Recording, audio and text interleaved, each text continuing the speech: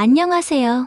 여성을 위한 여성 변호사 안기옥입니다. 우리 주변에는 아직까지도 돈을 모으는 방법이나 필요한 돈을 융통하는 방법으로 계를 하는 분들이 많습니다. 이렇게 계를 하다가 계주로부터 계금을 제대로 받지 못하고 사기를 당했다고 상담을 오는 분들이 종종 있는데요. 계주가 어떠한 경우에 사기죄가 되는지 혹은 사기죄가 안 되는지를 판례를 통해서 알아보면 도움이 되실 거예요. 아직까지 구독, 좋아요 못하신 분들은 꾹 눌러주시고 함께 해주시면 큰 힘이 되겠습니다. 이 사건 공소사실을 보면 피고인은 인천 부평구에 있는 상가의 상인들로 구성된 5일개, 15일개 등 번호계의 계주이고 피해자는 그 계원이었습니다. 피고인은 2012년 4월 초순경부터 2013년 10월 초순경까지 위 상가 일대에서 피해자에게 내가 계불입금을 낼 돈이 없다. 피해자가 대신 내주면 곡갚아 주겠다.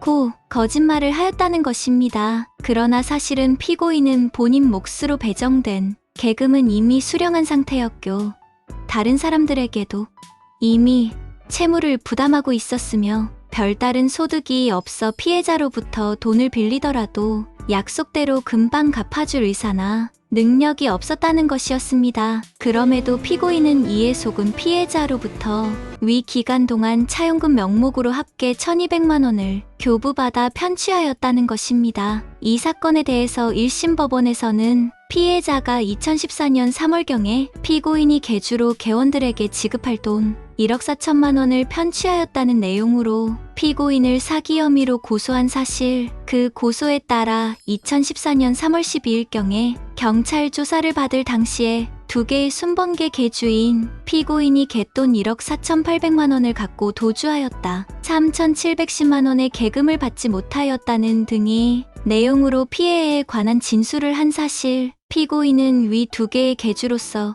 계를 운영할 당시 피해자로부터 차용한 돈이 일부 있었고 계금을 계원들에게 제대로 지급하지 못한 상태에서 2013년 10월 15일경에 일본으로 출국하였다가 2020년 12월 7일경 귀국한 사실, 피해자는 그 이후 이루어진 피고인과의 대질 조사에서 피고인에게 여러 번에 걸쳐 빌려준 돈이 합계 몇 천만 원 정도라는 취지로 피해 진술을 한 사실, 피해자는 또한 법정에서 증인으로 출석하여 증언하면서 피고인으로부터 받아야 할 갯돈을 포함하여 받지 못한 금액이 3,800만 원이다. 피고인에게 빌려준 금액은 정확히 기억나지 않는다는 취지로 진술한 사실은 인정된다고 하였습니다. 피해자의 이와 같은 진술에 대해서 피고인은 계를 운영하며 계불입금을 납입하지 못하는 계원이 있을 때 피해자로부터 돈을 빌려 이를 납부하고 이후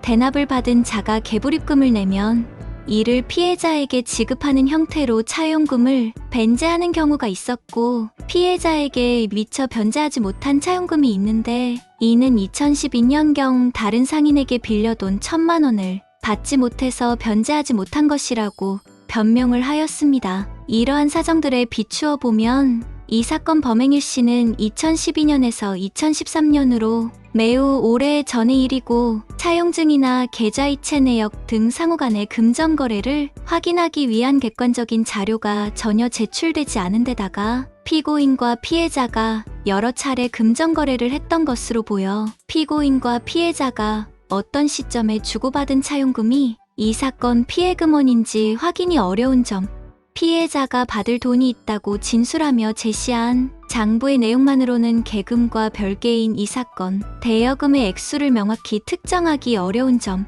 이 사건 공소사실 피해금은 피해자가 피고인에게 대여한 금액의 합계인데 피해자조차도 최초 고소를 할 당시의 대여 금액을 피해 금액으로 특정하지 않았고 피해액에 대한 진술이 계속 바뀌고 있으며 대여 금액이나 이자 등도 잘 기억하지 못하고 있는 점과 이 사건 범행 이후 너무 오랜 시간이 지난 관계로 당시 피고인의 변제 자력을 알 수 있는 자료가 부족하다는 등을 이유로 피고인이 공소사실 차용금에 대하여 변제 능력과 의사가 없었음이 법관으로 하여금 확신을 줄 만큼 인정되었다고 보기 부족하다고 하여 이 사건 피고인에게 무죄를 선고하였습니다. 이에 대해서 검찰에서는 항소를 하였고 항소 이유로는 피해자의 일관된 진술이 있었고 피고인의 1심 법정에서 진술을 종합하면 피고인이 계금이 부족해서 돈을 빌렸고 경제 사정이 좋지 않아서 변제의사나 능력이 없는 상태에서 피해자로부터 돈 1,200만 원을 편취한 사실을 인정할 수 있다고 주장하였습니다. 그러나 항소심 법원에서도